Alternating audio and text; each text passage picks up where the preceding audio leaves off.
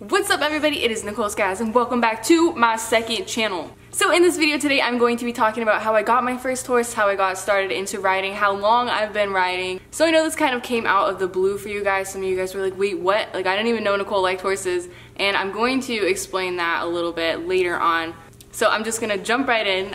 So my mom has had horses her entire life, and then she stopped having horses because she had a kid, she had me.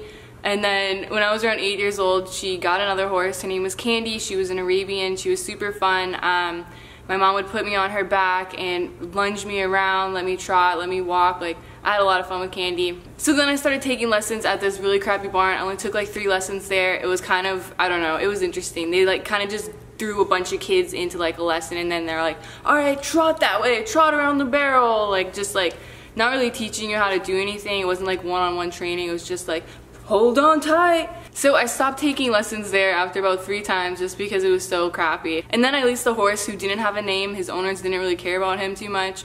He was off the track thoroughbred.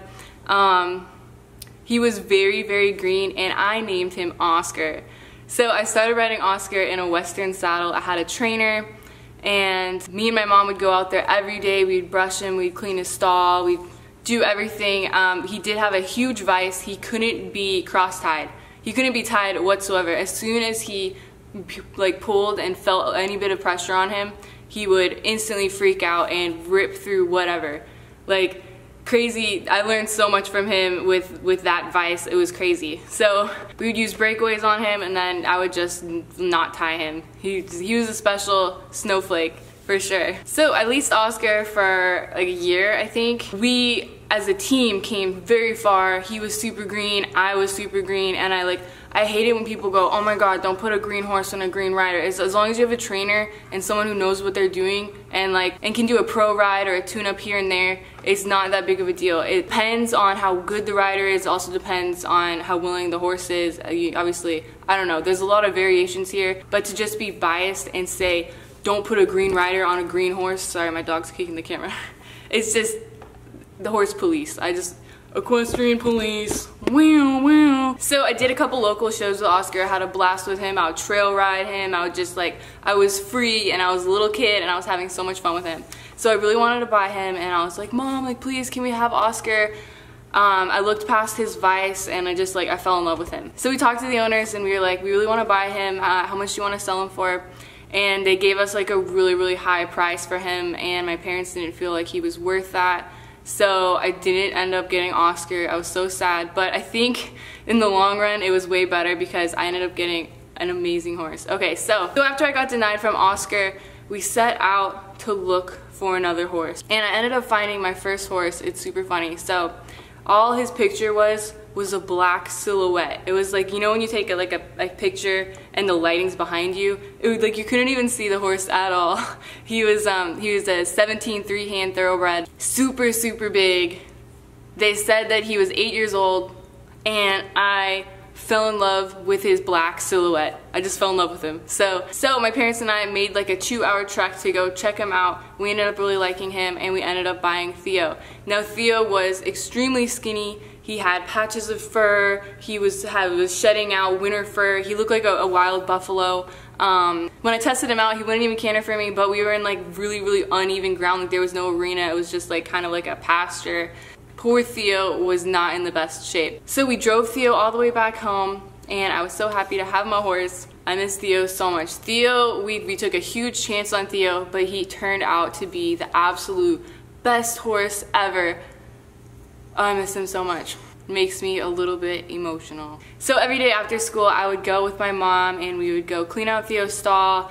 We'd brush him, I would ride him. He was just like the best. I would get lessons on him. I have so much good memories with Theo. He was really, really big, but like I love big horses. So it's weird for me to have a horse right now that's 16 hands because I'm used to them like huge, like giant horses. So I do local shows with Theo, equitation shows, hunter shows. I got tons and tons of lessons from my trainer on Theo. And Theo was just all around an amazing, amazing boy. So I had Theo all the way up until I was about 17. My mom still had him, but I ended up, when I was like 16, turning 17, I moved to Massachusetts to be with Jay.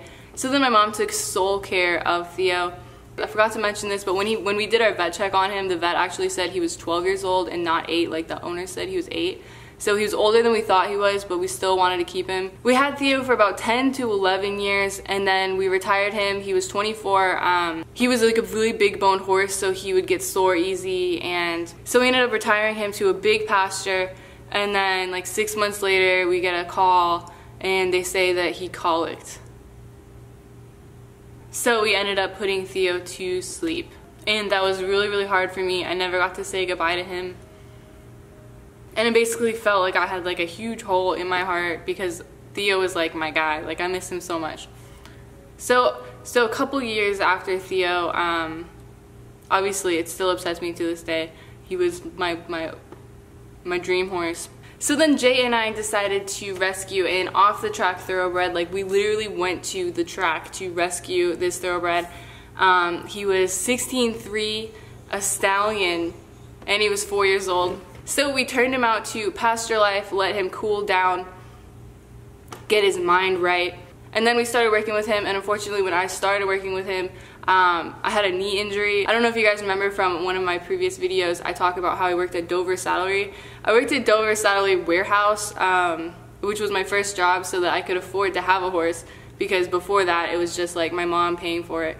So this was like the first horse I ever owned. So I ended up re-injuring my knee. I tore my ACL, my meniscus, like when I was a teenager, and it always kind of like flared up and bothered me, but at that particular point in time, like it was excruciatingly painful. So I could barely walk. I ended up getting fired from Dover because I couldn't stand up for a long period of time. I didn't think that was fair for my horse, so I ended up selling him. Actually, I didn't even sell him. I gave him away to somebody that I knew would take an extremely, extremely great care of him. He's still doing great to this day. So last year I lived in the Bay Area and I leased a horse named Denny. Denny was also a thoroughbred. I think he was 16'2" or 16'3". Very awesome guy. He was great. I was in extensive training. I was in full training, 3 lessons a week from a very, very, very strict trainer. When I say strict trainer, like he made me cry a couple of times, but I was also like, it was near that time of the month, so that didn't really help me out at all. I get emotional then. So I felt like I was in boot camp, but I kind of liked that. Like he really instilled a lot of knowledge in my brain, and I appreciate him as a trainer. So I stopped leasing Denny, and then we went down to LA for a few months, and then we made the transition to Florida. So that's where I am now. So when I said like I'm a rusty rider, I'm not that, like jumping for sure, a little bit rusty, but like not rusty in the sense of, oh, I haven't ridden in 6 years, I might fall off. Like I'm extremely capable, I'm extremely knowledgeable, I understand all the concepts, I'm extremely confident. So here we are, present day, with my new horse, and actually a lot of you guys are asking what's her name, why don't you say her name, and it's because simply I haven't named her yet. So I would love you guys to help me name her in the comment section down below. Let me know some good names. I'll tell you a list that I've been thinking of. So I'm thinking of Stella. I like Luna, but I feel like every gray horse is named Luna. I kind of like Zoe a little bit. Nova maybe.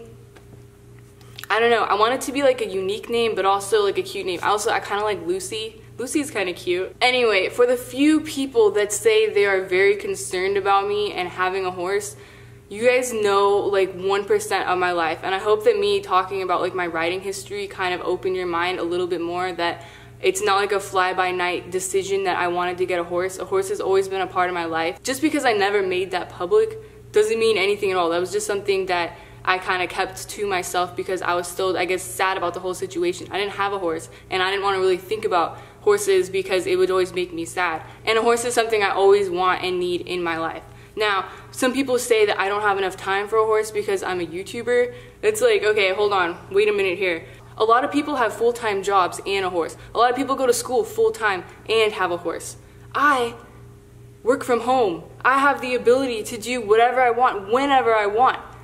It takes me a couple hours to film, edit videos. I don't travel on tour. And even if I did travel on tour, I would hire people to take care of her, ride her, and make sure that she gets the care she needs. She's already in full care now. She gets turned out in the AM. Also, if we ever move in the future, because you guys are worried about me moving around so often, it's called a horse trailer. You can trailer horses. You can bring a horse wherever you are. Like, if I decided I want to move back to California, if I decided I want to move like to Nashville, horse trailer. Not that hard. And for all of you guys saying, please get a trainer, it's like, no shit, Sherlock. I will have a trainer. As soon as I can ride her on her back, I will start taking lessons with a trainer. It's kind of like an essential tool that you need when you have a horse. Wow, this quality looks so different. I do not like this camera very much. It's a Sony. It's a Sony RX100. Don't get it. Don't get this camera. I had to switch cameras because my battery died on my big guy. So yeah, I'm not sure where I left off, but I do want to say that Jay and I love animals so much. Jay actually is a huge help for me. He loves horses and animals, and he's helping out big time. And actually our plan in the future is to get a farm and rescue a bunch of different types of animals, not just horses, but horses of course as well. And that's something we always had planned for our future. When I have a kid, we're going to raise it up on a farm. We're gonna live on a farm. We're gonna have a bunch of animals. So I hope you guys aren't shocked when that happens either. Now, whether or not I decide to put that on the internet for everybody to criticize, I'm still deciding on that when we do get a farm. Anyways, I love you guys so much. I hope you have more insight on my history and my life now. And if you're still so worried that I have a horse, just don't watch this channel. Just go away. Toodles. Or, you know, if you're such a horse expert, how about you post videos on your horse for the whole internet to watch? Anyways, guys, I love you so much, and I will see you in my next video. Bye. Oh, and also, help me name her. Let me know in the comments down below.